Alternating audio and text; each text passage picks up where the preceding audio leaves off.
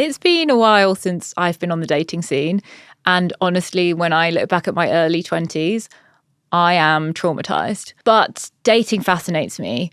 In my job as a strategist, I need to know a lot about culture, and I read a lot about how tech has reshaped modern dating. Online, there's endless talk about women's expectations are too high or they want too much. But when I speak to my friends, that doesn't add up at all. Most of them are really open to meeting someone. It just feels like the people that they meet actually aren't ready. So I asked my gorgeous, leggy, successful friend Louise, aka Leggy Sue, aka Long Tall Sally, to come on and talk about dating in your 30s. At 21, we had a really clear but unspoken timeline of what we thought our life would be and how it would unfold. Now in our 30s, those timelines kind of feel ridiculous. We talk about how dating has shifted from meeting people naturally to curating profiles and how it really feels to experience this. We unpack the weirdness of doing everything right, career, home, friendships, yet still being asked constantly, so are you seeing anyone? And Louise is honest, hilarious, and refreshingly real. Whether you're dating, whether you're in a relationship, or just fascinated by how it's all changing, you'll love this one. Let's get into it. If life feels like a whirlwind of clarity and confusion, pull up a chair. Welcome to The Weird Years. Oh, welcome to the podcast, Louise. Thank you. Excited. My big moment. Your big moment. How was the weekend? Any goss? Any news? No goss, but I'm a bit hungover. Had a big gym social yesterday. Cute. Got in at 2 a.m. Wow. And here I am doing this with you. So well, that's not quite as impressive as my 6 a.m. on Friday, but I'll let you slip. Fair enough. So you know what you're here to talk about, Lou? It's time to get into the weird years. God. We're going to drag it all up. Yeah. We're going to go deep. I'm nervous. I've got a tissue. Just in case. She's got her emotional support tissue. She's also got a little bowl of emotional support grapes if needed. So we like to take care of people. Want to take care of people. Yeah, tell me about your story. Where are you at in your 30s right now? Yeah, big question. I feel like 30s is always it's like the time that everyone thinks you're meant to have your shit together. Yeah. You're meant to have everything in place. And that's always been, I guess, my mindset of being 30. But I am 33 and I don't have any of my shit together. Getting in at 2 a.m. is not having your shit together. So, yeah. I feel like that's a little bit harsh on yourself, though, because when you say having your shit together, obviously there's so many, I think especially being a woman in our generation, it's like we're supposed to have this perfect career and this perfect lifestyle and family and look like a supermodel, but still be like grounded and wholesome, which of course you do. So tick, tick, tick on those. But when you say you haven't got your shit together, you have so much stuff that you do have together. Homeowner. Yeah. Career lady. Yeah. PT trainer. Yeah. I've not done anything with that, but I do have the qualification. Can we just dig into the fact that everyone is becoming either a yoga teacher or a PT trainer? Yeah, I do think that was a bit of a lockdown, bored of my job. What else can I do? And did the qualification and then did nothing with it. Is it low-key like a midlife crisis, doing a yoga teacher training or PT training? For me, I liked fitness. So I was like, how can I bring more of that into my life? Yeah. And doing the qualification, I was going to then go and teach a few sessions on the side. How's that working for you? Yeah, I don't. How's that played out at the moment? I don't. So actually, I also think it was semi-post lockdown and I was in what I would call the Great Depression of 2020. When, again, you don't feel like your shit's together and you kind of want to have a bit of control. And then actually found my CrossFit gym, which gave me like the social side of it, gave me the fitness side of it. And like you build towards things, so you always feel like slightly rewarded from it. Yeah. So actually like that did help with my own Great Depression. When you say you feel like you haven't got your shit together, like what are you putting on yourself? I think there's a few things. I think like I have always been, and you'll know this from our first real life job, very ambitious and wanted to be in a certain place in my career by a certain time. And I actually think I've got to the point where I've stopped being as ambitious. Not necessarily a bad thing, but I feel like I'm kind of coasting a little bit and maybe don't have the direction that I used to when I was younger in my career. Yeah. And then there's also like the big elephant in the room, the fact that I'm single at 33. And, you know, we were talking about this the other day of one of my friends is literally getting induced at the moment, about to have a baby. And again, I'm out till 2 a.m. And it's like the massive contrast of where I am at 33 compared to where I thought I was going to be is quite big. Where did you think you were going to be? I thought I'd be married with a couple of babies. Isn't that so wild to think though? Because I literally used to think this, like when I had my university boyfriend, R.I.P. He didn't die. Just to be what, he actually didn't die. He's still here. But like that relationship is obviously long That dead. relationship died. That relationship died. But I genuinely, at 22, I was like, I want to be married at 26. I don't know where I got these from in my head, especially as like my mum got married young, but like they didn't have kids for quite a long time, my parents. But like in my head, I was like married at 26, baby at 28. Isn't that outrageous? All of mine was 30. But I vividly remember walking down my road with my mum once and saying, I'm going to have big boobs and I'm going to marry I'm going to marry rich. And I don't have the first. How old were you? I think I was like 7. Wow. I didn't get the first. So I'm still holding out for the second. And now I'm like, they actually don't even need to be rich. It just needs to be a nice man. They just need to exist. Well, to be fair, the first one you can buy. So true. That is not a problem if you ever want to get the big boobs. In the words of Cher, I am a rich man. Mum, I am a rich man. Exactly. That is very true. It's funny because I actually used to I still have that like on a necklace, Mum is a rich man. Because I was like, Really? I live by that quote. Yeah. And then You really do. And I think it's a good way to live. But also, you're allowed to marry a rich man. Yeah. You can do both Yeah. if you want to. You thought you were like 30 is going to be the time. Yeah. So like what happened in these? God, I don't know. Really bad. If I knew that, I wouldn't be. Yeah.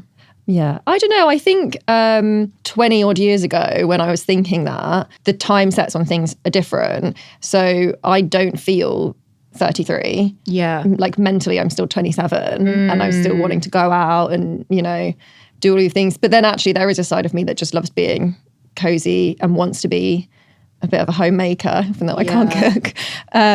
So I think I'm like quite divided because I don't feel like I thought I would feel at 30. Like it doesn't feel, on one hand, it doesn't feel old, but then I think the pressures make you feel like it's older than I feel. Yeah. And also when sometimes I'll be chatting to someone and they'll be like, oh yeah, I'm 25. And then I'll be like, oh, I'm 32. And they'll be like, oh. Yeah. And it's like, what did you expect 32 to be like? Yeah. Like it's almost, I mean, it was growing up with the times of like Bridget Jones. Like how old was Bridget Jones? She was like 30 or something, I think right? so, yeah. And she like had this mega dream career as a journalist and like owned a 1-bed loft or something in West London. It's like she was absolutely slaying, winning at life. Yeah. And we were all told to believe like she's just a big fat loser. Also, she was like a size 12 or something, like outrageous. So it's like you build up all these things and then you get to that age and you're like, am I supposed to feel a certain way? Yeah. Like, am I supposed to feel ready for any of this stuff? And there's also like a big, like 30 is a big moment. It's when you have it's like 18. 18, there's a set expectation, but it's more about having fun, going out drinking, whatever, maybe starting to know what path you're going down. Whereas 30, it's like, now you have everything together. And like, why are they those milestones? And then, hopefully we're going to live for another like 40, 50 years. And there isn't really another big milestone in the same way, maybe 50. Yeah. But there's no expectations at 50. That's really true.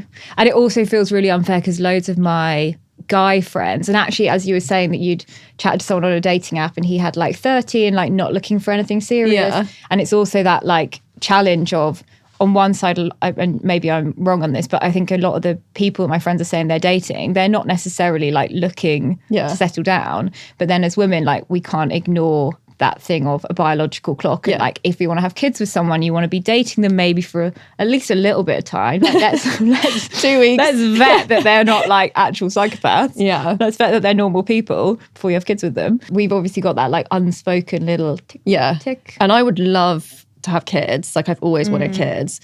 But like there gets to a certain point where that becomes tough. And I know people that have done it by themselves. Yeah. And I just couldn't. Even the thought of like getting a dog, I'm like, can't do that by myself. And it's like, I think one is money, it's like expensive, but two is just a lot of care. And I look at my sister and her husband with my niece and they just work together so well. And he was lucky in his paternity leave and had 3 months off. And it was just like, if my sister needed 10 minutes in the morning, he would take my niece and my sister could either go back to bed or, even just like shower. Yeah. It's like, how do you shower if you've got a baby and you can't leave them? So it's possible. For me that would be too overwhelming and I wouldn't be able to do it by myself. But then as you get older, that thought of having it is slipping away. Yeah. So I guess it's a difficult place because it's interesting you said you always wanted to have kids, because I didn't think I really knew this about you until quite recently. I feel like you kept it on the down low a little. But I don't think I've told people because I am eternally single. So I think it's one of those things where you just don't, it's like I guess not like a sore spot, but you don't want to talk about it because there's not the opportunity to do it. So, and I think I was so career focused, like for most of my life, that was like my main focus and priority. And then everyone started settling down and I was like, oh, I've missed doing that. Do you feel like now you put too much focus on your career, or are you because obviously having your career is what has allowed you to have your flat, and now you obviously earn more money and you've got a good lifestyle. Yeah. But do you feel like, is that a little bit of a sore spot when you look back on it? Not really, because it wasn't that I wasn't going out and dating and doing all of these things, but I think I just didn't put the same emphasis on finding someone. Yeah. And I also, actually, this is a big thing that I found in my 30s compared to 25, is I was worried what other people thought. And I think at that age, if I was dating someone and someone had an opinion of, I don't know, their hair, I'd be like, oh, actually, that's such an ick. Yeah. Whereas now I'd be like, I showed you a picture of a person I went on a date with earlier this week, and you had a comment about their profile. Yeah, but I'm rude. So but that doesn't affect me anymore. And even I think that's one of the big things of being 30 is I don't really care about other people's opinion as much. I'm less of a people pleaser.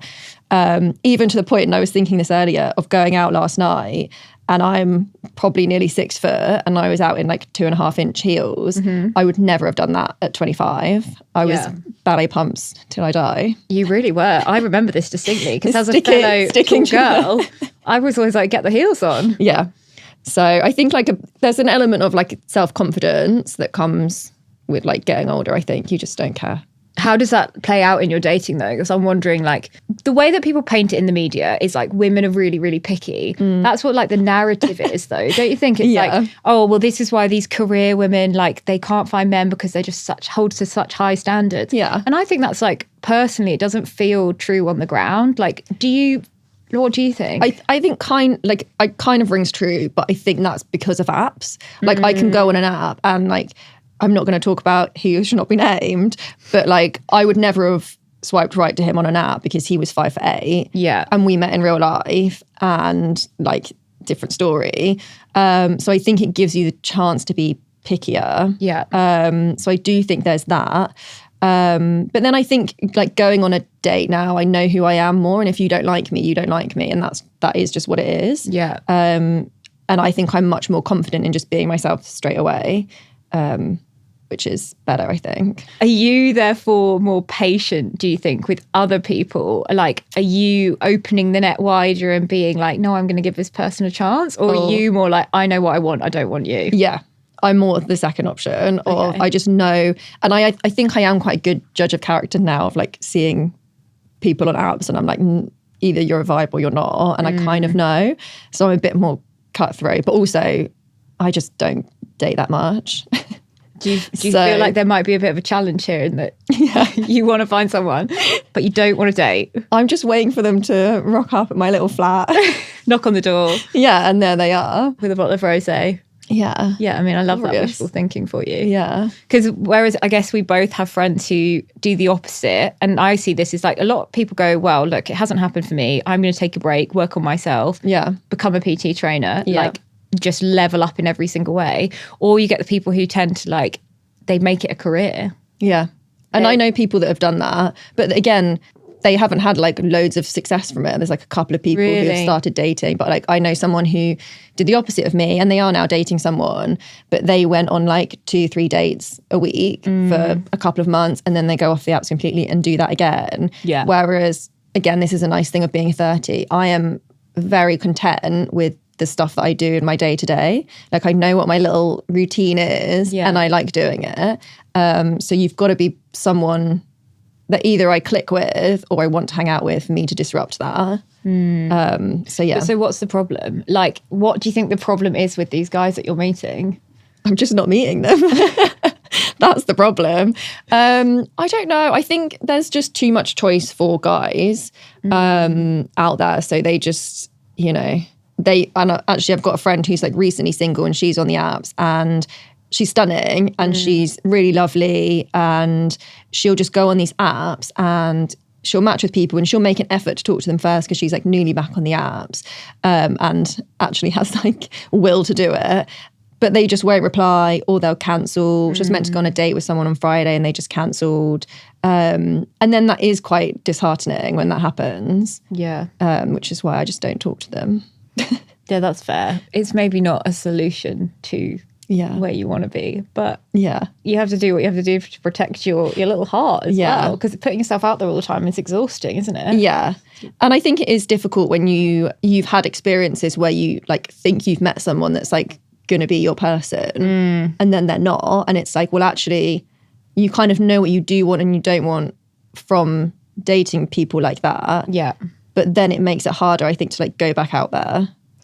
That's true. I also kind of have a theory. I've always said that the next person I date has always been better than the last one. Well, you can't do that. For me is not going to be hard, is it? Yeah, true. But I think that's a real true thing, is like everyone you date, it's like they teach you something and then the one you meet after is really good. Yeah. And it's sometimes just like knowing, I guess, either when to stop, but also like having that conviction of like, okay, now I know what I want. I can keep like finding the next good thing. Yeah, but I also think, like going back to your question about whether women are picky, I think I was pickier and now I'm more open to different people. Yeah. So I guess that's a good thing. It feels like the stories don't always line up though with what we're hearing, because on one side we're like, oh, there's this massive male loneliness crisis apparently, but then you meet lots of people who aren't like actually willing to settle down. Yeah. I actually think men approach dating very differently, and I think they do go out and date lots of people and they like get joy from that. And whether that's like a bit of an ego thing or whether they actually just are lonely, so they go out and do that more. Whereas I think my experience of like girls doing it is it's much more of a conscious choice of, I think I'm going to like you, so I'm going to go on this date with you.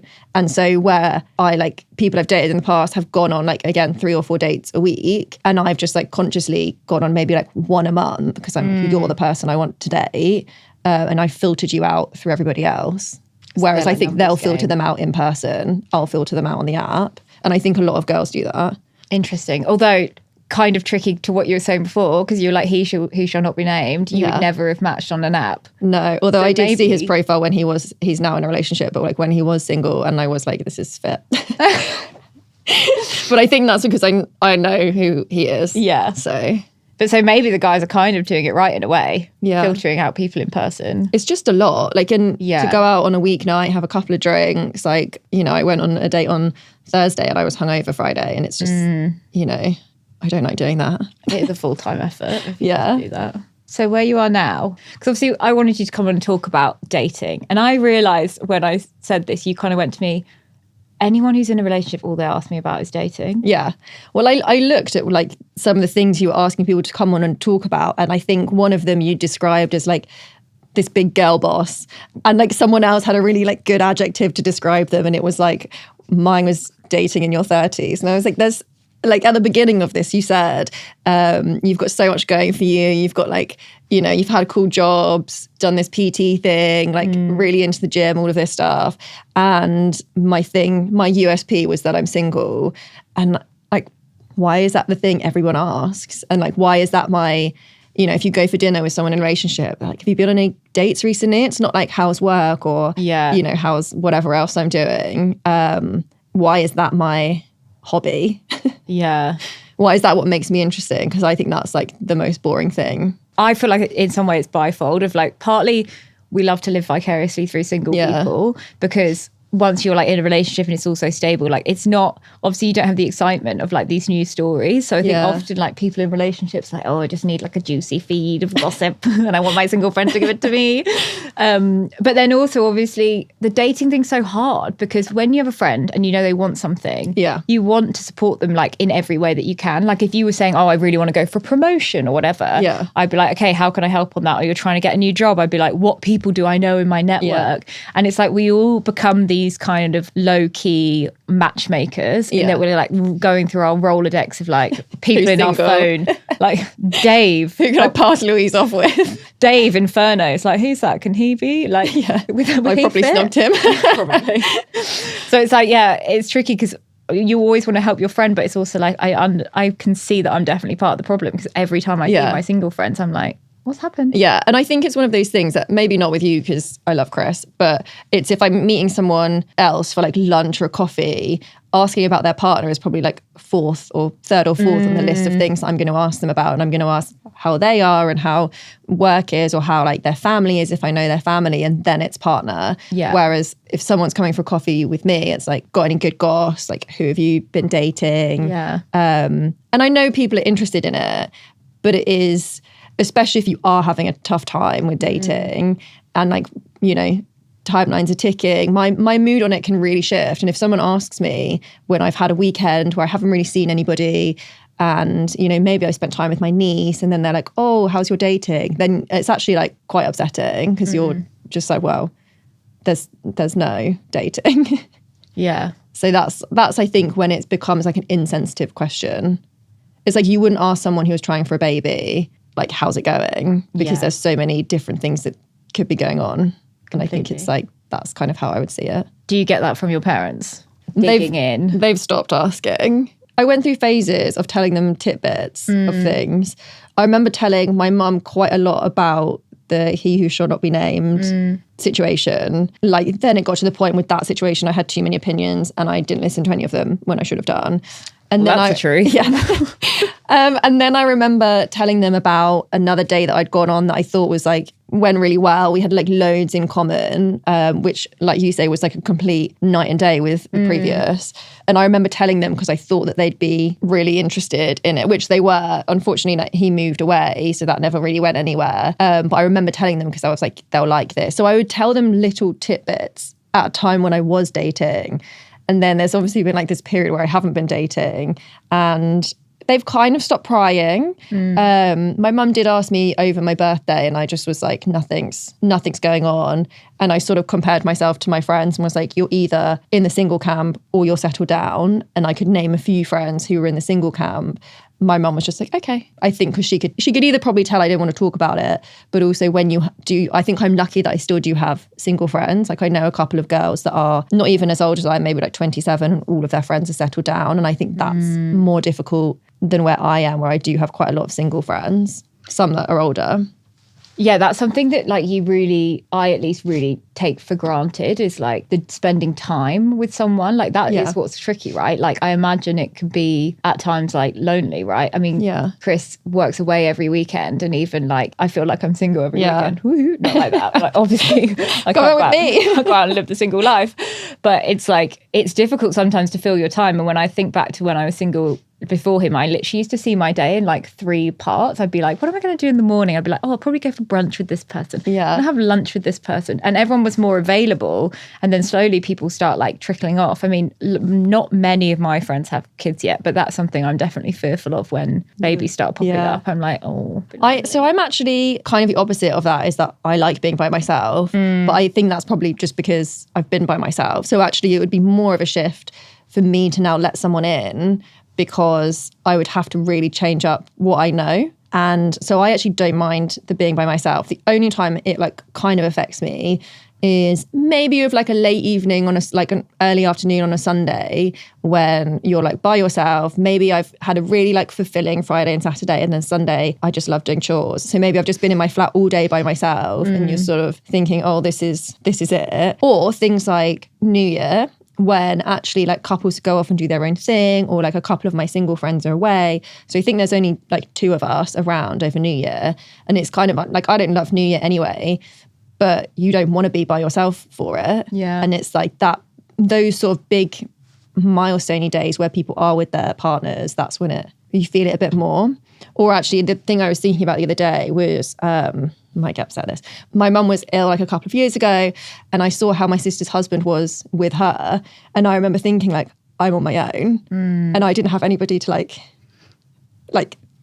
give you a hug in the evening or whatever when she was ill, and like he would just drop everything to like look after my sister, and that's like when it gets me, obviously. Yeah. It's like not having someone to like look after you in those like difficult times. Yeah. And I remember reaching out to He Who Should Not Be Named because I was like, I need someone to like rely on. And obviously you have your friends, but I do think it's like a different situation with like a partner, isn't it? Because they're just with you. Yeah. They're like my safety tissue. Also, me having to fight not crying, I am the worst at like, if I see somebody else cry, immediately I'm like, oh. It's the hangover, guys. I'm actually not emotional.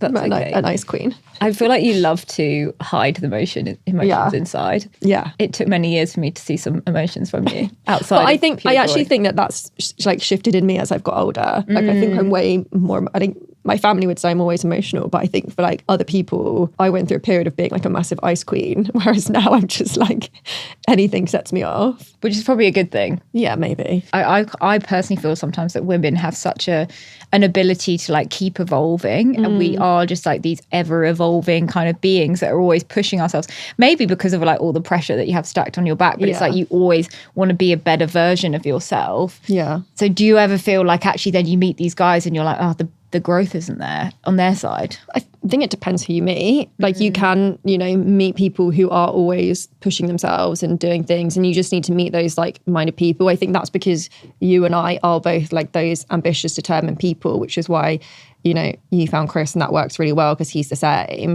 I think, you can meet people who just don't have that same drive.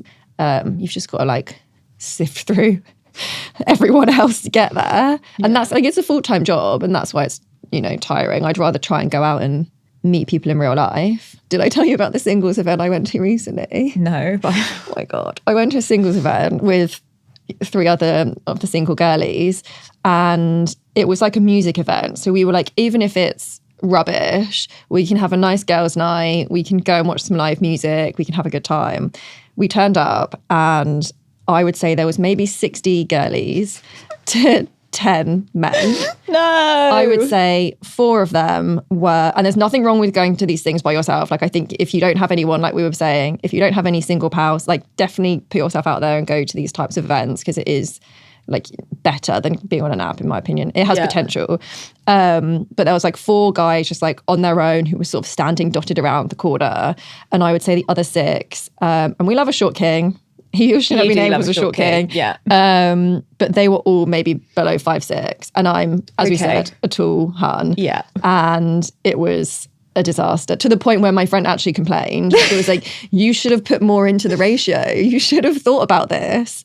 And then the music was bad. Like we ended up just going out in like bar and having a few drinks. But no short kings in tow? No short kings in tow, not this time. But did they clean up? Like they were putting themselves out there. Like fair play to them. They were going and speaking to the girlies, but I've heard they now each have a harem. Yeah, that's what I've heard. 5 girls Very for one guy. Tall women. Yeah. Tall, I missed out on that. Women. Shame. Okay, so I have 2 things. Okay. I don't want to turn the thumb screws here. However, I just have to understand, because on one side you're like, you've got to be sifting through them on the apps, you've got to be going to the events, but you're like, I'm not meeting the boys. Yeah. Where are you at in terms of, you said, you'd like to meet someone, we want a little companion. What's next for Louise? In dating, I think all I can see is me just still doing this in 10 years' time. Like still swiping, still trying to find someone. I am a big believer of like things will fall into place, but you kind of lose the faith with that happening. And like right now, because like I have had a good weekend, I've been with lots of pals who are both like single and in relationships. Went on like quite a fun date earlier in the week. I'm probably more in like the good space with it, and I can see things could fall into place. Yeah. But again, if you got me on a day where I'd been ruminating about it and I'd been like thinking about past relationships or whatever, then I would be a completely different mindset on it, and I would just be like, I just can't see it happening. I imagine over your time you've had some good advice with this topic and some bad advice. Maybe someone's come from me, maybe it hasn't. But you've just set me up on like dates. I'm a very good matchmaker, thank you. I've actually got a terrible streak. I always match people and they'll date for like 6 months and then they break up and neither of them speak to me again. So that's really why. I think you set me up and I had 2 dates. Okay. that person. That's okay. And then I think I ghosted, which is not what you should do, but I was 26. Well, I mean, guys do it all the time, Yeah. so fuck it, who cares? Have you got any best or worst advice that you've been given in navigating these treacherous waters? I actually just hate all advice on it. You can't really give people advice in relationships or dating because you only hear select bits of what is going on. So like you could have a really shit day with Chris and you could come, like, not that you do because he's an angel, but you could come to me and just like completely bitch about how he's been to you and all of this stuff. And my takeaway from that would be like, oh, Chris isn't a very nice person. Whereas like, because you are so glowing of Chris, obviously, but like my view of your relationship is that you're having a really good relationship. So, but again, no one knows what's going on behind closed doors. So I feel like you can't actually comment on other people's like relationship or dating. And I think for me, like people could say to me, you know, you need to be going out more, you need to be getting on more like apps and doing all of this stuff. But I do put myself out there. I go to these single events, like my gym, there's like single boys joining all the time, you know, joined a new job in January. Like you never know what, you know, I am putting myself out there and I don't just live like the same, I love a routine, but I don't just live the same day every day. So why would I go on dates where someone isn't really putting an effort, or, you know, you get a, hey, how are you? Yeah, good, how are you? And that's kind of it. The next thing isn't going to be, let's go for a drink. Yeah. So why would I do that? Are you a girlie who likes to chat for time before you go for a drink, or are you straight off the bat, let's do it? It depends how fun you are. I think if the chat's there and you're like good vibes and I can tell you're good vibes, then I would go on a date with you. If it's like forced conversation, then I don't want to do that. But no, literally nobody wants to do that. But this is what you get. I would say you have to wade through the people, and then when you get a match, it's like trying to get them to talk, and then, like I say, my friend, that's where like a lot of people for some reason just drop off. And then if you get through to that stage, you're then trying to arrange a date with someone that you've never met before, and you're kind of putting yourself out there and you're like forcing yourself to leave the house. 100%. You're giving up a precious day. Yeah, exactly. Like if I look at my diary, I'm kind of like overwhelmed with things that I've got going on in the next few weeks of like, even this weekend, I was busy Thursday, Friday, Saturday, and like today. Yeah. So how do you then fit someone new in that, and for them to take priority of someone you actually really want to see? Yeah. And so I think, and that also becomes more difficult the older you get because you've got more friends in different places. So you're spread thinner. Popular girl. Oh my God, so popular. Popular girl. Not with the boys. So I asked some questions to the listeners, aka followers. All right. For their thoughts, feelings, vibes around being single. Can't wait. In the weird years and how it's affecting them. Okay, so this is an anonymous submission and she's 34. Okay. So she said, I had to leave a deeply significant relationship just before my birthday, in fact. I had to forcefully walk away from the, albeit rocky, promise of a life companion, wedding, romantic stability. However, I had to do it because what I was in was toxic, damaging, and unhealthy. I actually thought less about my age and more about my heart. I don't know if it was harder to leave because I was older, or maybe it would have been even harder if I was younger and less experienced. Thoughts, feels? I don't know. I think it's one of those things where no matter how much or how difficult a relationship or a situationship is, but I would never regret something that has happened because I think that it helps you decide either what you don't want in somebody or kind of shapes you into like regret having the relationship in the first place. Yeah. Or shape you at where you are now. So I think like the age point I get because of like everything else that we've spoken about and kind of you know, getting older and women having like a body clock if you want kids or whatever. But I just don't think that should come into it. I think, you know, learn from it or kind of accept what it is, which is always hard. Yeah. Kind of every feeling that you have is valid and kind of working through that is more important than kind of living in regret over it, I guess. Yeah. Let's say you settle because you're thinking the clock's ticking or because this is what society thinks you should do. And then you end up in a relationship that you're just like not happy in. And that's fine. Of course, you can always like leave a relationship. But if you do then take the steps of like having kids or something, obviously you're tied to that person forever. Yeah. And it goes back, I can't remember who I was saying this to. I might have even said it to you. But that thing of like, I'm 33. I would like to live until, you know, I'm old. So I've got at least another 50 years, hopefully. That's quite ambitious. What's that, 83? Yeah. I think that's all right. Maybe another 50 years. So I've got like nearly double my life again. So you would want to be spending it with someone who you feel comfortable growing old with. And I feel like if you're already acknowledging that it was a toxic situation, are you going to want to be in that for another 50 years? And the answer, if you're like realistic about it, is no. If you're not happy, get out, girl. This one, we don't know, male, female, age. It says a single vibe is missing a morning text message, wanting to collapse into a hug and for someone to tell you it'll all be okay, but that you still push on without that. And this is what we were talking about of, you know, when my mum got ill and my sister had her husband and they were, you know, very, very kind to me and came and stayed at mine and all of that stuff. But there's like moments when they were together and I just was like on my own getting upset about it. And it's like those moments for me where I don't really know what it is that you crave, because I obviously have a really strong group of friends and like friends in lots of different places that if I felt like I was burdening one group of friends by talking about the same thing, I could just do it with someone else. So I don't ever feel like I don't have anyone to talk to, which is, you know, I feel very lucky about. But there's something that you get from a different kind of relationship. And I think for me, that's why I've already gone into like negative bad habits of like messaging people who I probably shouldn't. Right. Kind of like craving that, I guess, support. And they don't give it to you because you're not their priority anymore, which is completely fine. But there's something about a different type of relationship that gives you something else. Like I've never been able to explain what it is, because there's no reason why you can't get that same comfort from a friend. Yeah. But I know exactly what this person is saying. Like there is something missing about that. It feels like maybe the unconditionalness of it. Every love has conditions. Like I'm not going to love my husband if he goes out and cheats on me. Like that's a condition of the love.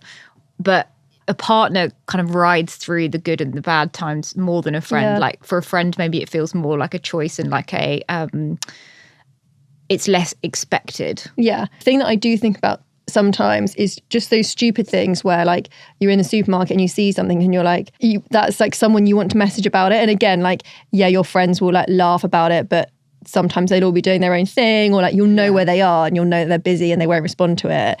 And it's like, that was what I used to get out of like previous like, relationships or situationships I was in. It was like that kind of constant narrative between you both, and then like your private jokes on things, but it would just be like really mundane stuff that you just want to talk to someone about. I think I'm realizing now, I think I'm some of my friends' boyfriends. Yeah. Like I am their boyfriend. Yeah. Because some of my friends will fucking stream of consciousness to me. And it's so funny because I'll be like, naming no names, so sometimes you.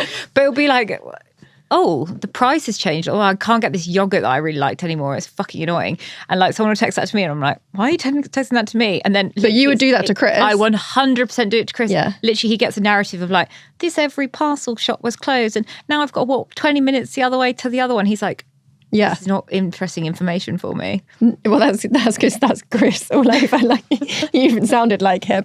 But I just like, this is not entertaining for me. Why are you telling me this? I cannot change it. Whereas other people, I don't know, he would never tell you to stop doing that. Well, and I has before I would tell you. But you still will. And there's a reason you don't do it to your friends. Yeah. But again, like there's no like explanation for that. And you know, I feel like friends will accept it like you do.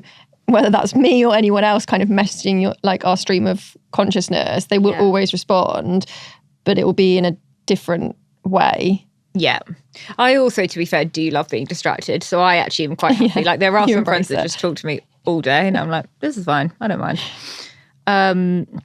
We have one here and we do actually know he is amazing. Also, sorry, just if that one was a boy, that does like, I don't know, it's nice because the situations I've been in haven't always like done that, as in like haven't always sent a good morning message or whatever. So like I'm kind of hoping that is a boy and that those nice ones exist. Well, if there's a listener out there who wants to take Louise on a date, drop me an email. I'm hoping you're going to get loads of those after this, to be honest. I'll put some paid ads behind Hopefully I'm not giving off desperate single vibes. No, not at all. So this one is a man specimen. Thank you for listening. Didn't know there was any of you out there. And he's 36 and he says, it's pretty grim out there when you eventually realise that the life you wanted isn't the life you're going to get and you can't see a way out of it. It's not easy. Yeah. hard relate. I look at, and again, it goes back to like comparisons, the thief of joy. I do look around at other couples who have that stable support and that network, and I've like always wanted that. I've just never been vocal about it. And it does feel like that sort of slips away, or not even slips away. It's just the way to get there, or the route to get there I don't want to do, which is go on dating apps, like go on all of these like shit dates. I mean, they might not be shit, but in my head, they're always going to be shit. Have the same conversation with everybody again, like what job do you do? How's your week been? All of that really mundane stuff.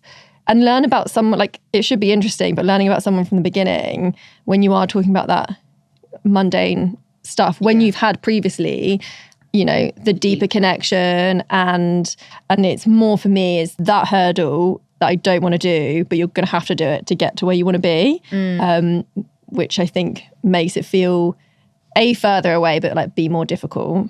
That's what's interesting in what he says, is that he says, and you can't see a way out of it. It's not easy, because with most things in life, when you want something, there's a way to like work at it. But for some reason, dating, it's like, there's so much luck involved. Like there's so much luck. I literally would have never have met Chris in the real world, because he was a little basement dwelling pale boy who'd never seen the sun. And that's me now. That's you now. No, you do so many things. But it's like you say, you know, it's not like you shut yourself off completely. You go to like that event that you went to, you go to your sports stuff, like you're out there in the world. Yeah. But you're still playing a numbers game ultimately. Yeah. And I think the hardest part about it for me is everyone will say nice things and they'll be like, oh, but you're such a catch and you're this and you're that. But because like I've only ever had situationships, I've never really had like a serious long-term like formal relationship, because I've never had that at 33 years. What makes me think that I'm going to get it in the next 33 years?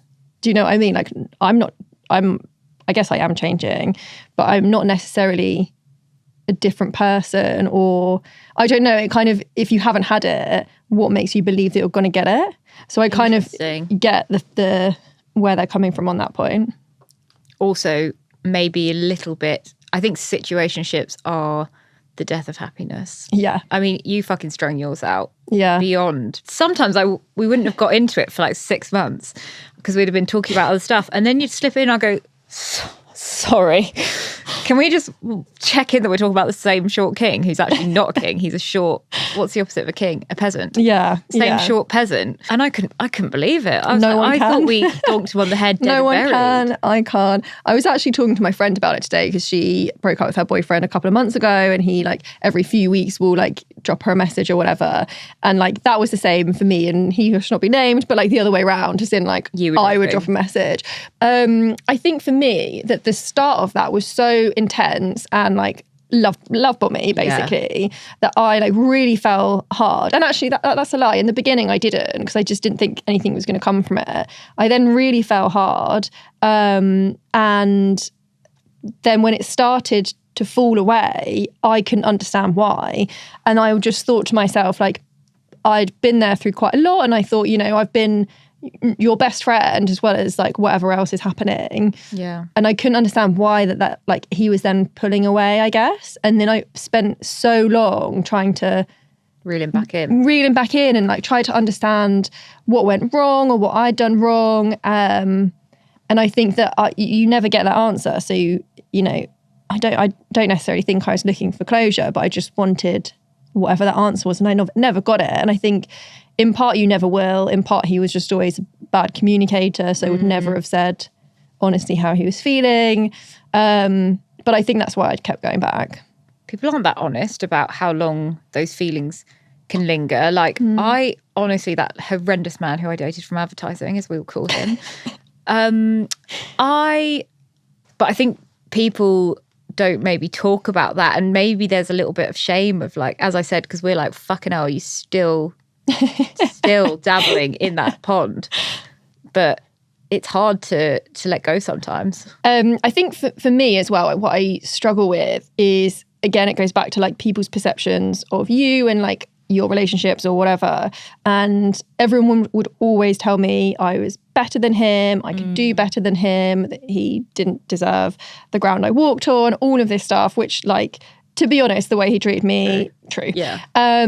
But what I like can't get over since that, and like since, you know, we would go back to each other or whatever, he dated other people, he's like now got a girlfriend, and I'll be like, how? Like, babe, but not, obviously I, you know, loved him and all of this stuff. So like, I get it from the new girl's perspective or whatever, but it's more like, why don't I? If everyone's telling me how great I am, if everyone's telling me how shit he is, but he's managed to find someone else and I still haven't. And I think that when I look at it now, that's what I probably struggle with most, is that he's where I would want to be and I'm still here. Yeah. I mean, you never know what's going on behind closed doors is one thing, but also sometimes I do think that women who like are very impressive can be. Thank you. No, you are impressive. I mean, you have an amazing career. You have bought a flat. Oh my God, keep going. You might not have massive boobs, but you have a fantastic bum, and actually you have very small, not very small. You're very perky but small boobs. Thank you. So you're great, and I do think sometimes that can be. It can almost make it harder sometimes. Oh, that reminds me, I was in the supermarket on Sunday, and this, like, I want to say 40, 50-year-old man stopped me. I was probably one of my exes. Really hungover, and he just goes to me, "Oh, you're tall, aren't you?" And I was like, bear with me, there is like it does relate. I was like, yeah, I am. And then he was like, how tall are you? And I was like, probably like 6 foot. And I would say, like, depends who I'm talking to as to whether I say 5'11" or 6 foot. And I thought, I'll say 6 foot, I'll end the conversation.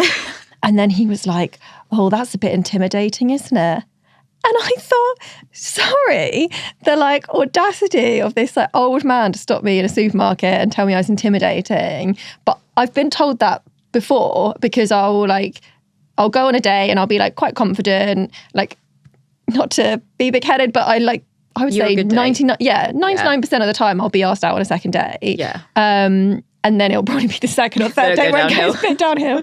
But I think that there is an element of like, I am intimidating because like maybe of the things you listed, or maybe like I'm a bit confident, or I don't know. Well, I wonder. So I think there's one thing of people, a lot of men don't like being emasculated. Men can be emasculated by height or by success. Yeah. If you earn more money than them, that is a reality of the male species. But I think this guy might have had a kink. Yeah, I messaged my family chat and my dad was like, I think he fancied you. And I was like, yeah, I think that's like, oh, that's very intimidating. Yeah. I like being intimidated. Being tall, I think, is do you old want to men's. stamp on my balls? I think that's where it could have gone if you'd gone with that. Oh, God. Luckily, I didn't. You could have made some I money. was too hungover to really pay much attention, to be honest. So fair. Okay, so one thing we like to do at the end of this podcast is have a little bit of reflection time. So knowing what you know now, what's one thing you'd tell yourself 10 years ago? To not care. Literally, like, not care what other people's opinions are. And maybe say yes more. I think I do put myself out there more than I would have done. I think if you asked me at 25, I thought I was putting myself out there. But yeah, to really like just say yes to everything and not care what anyone says. That would be good advice. Also, isn't it crazy how so many of these things you really do have to think about at quite a young age? Yeah. Like at 25 or whatever, having to be like, oh, okay, now I need to go out and meet somebody or whatever if I want the future. I mean, obviously, if I was planning to get married at 26 and have babies at 28, then it would be even younger. But it's like, actually, these things creep up so quickly and you're not even like a fully formed, you don't even know who you are at that point. But this is the other thing about apps, right? Is I think apps came out when I was in my last year of uni. So, and I didn't really like, I was like a late bloomer, like didn't really date around at school again because I was like so focused on like doing well and like academics and sport and everything else. I did every hobby going, except for snogging boys, and that came later. So I think but then when the apps came out, all of a sudden everyone's choice opens up. Whereas like before apps, you would find someone in work or you would find, and like you wouldn't necessarily settle, but your options were less. Whereas now, again, it goes back to the point of like having high expectations or high standards. It's because there's so much choice. And then like, this is the thing, what will make me decide to settle down with someone? Like, how do I know that that's the person when actually I could go out and be on the apps again tomorrow and have thousands of people that I could just swipe through. And if I was of that mindset, I could meet up with them all. Yeah. Especially as you get older and like you say, like when you pair that with having like more care for your time, Yeah. then it also like kind of compounds it, doesn't it? Because Yeah. it's like, well, you've got more to lose. Yeah. It is. I think that's the difficult thing is I'm like, when I was 25 and like going out on apps and things, it was fun. And I wanted to come back with a story and I wanted to go out and like drink a couple of bottles of wine on a weeknight and I could still go into work and feel fresh. Whereas now I'm like 2 glasses of wine, I'm hungover. R.I.P. But now I want to do that less and I'm not bothered about the stories. Like obviously if I get one, I'm going to tell people and it's funny, but it's less of a priority. You're not doing me it for to the do. plot. Yeah, I'm not doing it for the plot and it's less fun than it used to be because I've been on and off them for however long. Yeah. It's lost its like charm. That's fair, but please do bring any goss back if possible. What's one thing that you wish for, Louise, in 10 years? 10 years. So I had someone ask me this recently and I was on my Eat, Slay, Love holiday to Bali where I was trying to find myself and climbed up this mountain at like 2 a.m, got heat exhaustion. It was awful. But there was a guy there who was interviewing people as you went, which is exactly what you want to do on top of a mountain. No, sorry, that's an outrageous thing to do to someone. Yeah. At 2 a.m. when I climbed a fucking mountain. Yeah, No. yeah, with no makeup on, like zero sleep. And he asked me this question. And the first thing that popped into my head was, I want to be rich. And then I was like, I can't say that. It needs to be more deep and meaningful, which again is me like hiding my emotions, right? Like I wanted to say that because I wanted to laugh and I didn't want it to be a serious thing. Whereas like in 10 years time, I would want to have like my own little family and, you know, be settled down and have that lifestyle. But yeah, I don't tend to say it because don't know, I've had 33 years of not having that. So what makes me think that's going to happen in the next 10? I think the only difference is I'm probably more conscious. It's more of like an actual goal, whereas before it wasn't. Which probably is a good thing. Yeah. Be like, if you want something, you have to put it Yeah. at least at the front of your mind to a degree. Yeah. But obviously it's so up and down of like exhaustion that comes with, that's why everyone oscillates between being on the apps, off the apps, right? Yeah. It's because it's like fucking exhausting. Yeah. And I think it is a bit of, you know, if you're lucky enough to find someone, I think some of it is luck. I think some of it's putting yourself out there. Some of it is being open, which I don't think I was personally for most of my 20s. I think I was pretty closed. So I think there's a few factors to it. Yeah. Maybe, and now that I'm a bit more open, hopefully I'll just be a bit more lucky. Amen to that. Make yourself lucky. Okay, so we're going to go into a segment, which is called Yes or Mess. Okay. I'm going to ask you 5 rapid fire questions. You have to answer with yes or mess. You can expand if you really want to. Okay, I probably will. We know you like to yap. Friends and relationships trying to set you up. Yes. Yes. I don't mind that as long as they're similar person. Like that. Dating a man less financially successful than you. Yes. Dating apps. I mean, it has to be a yes because like that's the only place I'm going to find someone, isn't it? So like it's a mess, but I have to say yes. I feel like everyone's in a toxic relationship with dating apps. Yeah, everyone hates them. Talking about having kids on a first date. Yes. Again, depends who it is. Like the date I went on, I wouldn't have done that because it wasn't like we weren't having deep conversation. It was nice conversation, but it wasn't deep conversation. If it was someone who was like into that kind of conversation, then I would be open to it. Nice. And your last one, comparing your journeys to others. Mess. And again, I think I used to do this, but I think everyone's on their own little path. It is hard not to though, especially if I look at my single friends who like are getting into serious relationships. It's hard not to compare yourself and think, God, I'm going to be the last one left. But you just need to remember everyone's in their own lane. It's a mess and no one needs it. Yeah. Don't do it. Lovely. Well, thank you for coming on the pod. I've loved having you. God, it's been emotional. I knew it would. Great for the views. Great for these. We love to shed a tear here. Yeah. You know, what's wrong with a little cry? I mean, it's the weird years for a reason because it's such a fucking mess and a whirlwind of emotions. Yeah. So no one's doing it well, let's be honest. Well, for anyone who is listening or watching, if you are relating hard to what we talked about today, or you've got your own take on the weird years, we definitely want to hear it. So slide into our DMs and drop us a message on Instagram. Our @ is the Weird Years Podcast, and we will be sharing some stories if we get some juicy little nuggets or some hot takes or really anything, to be honest, at this point. We just love to yap. So send them over and we will definitely be sharing some of them in the next episode. And thank you all for listening. Until next time, keep your head on. We're in this together.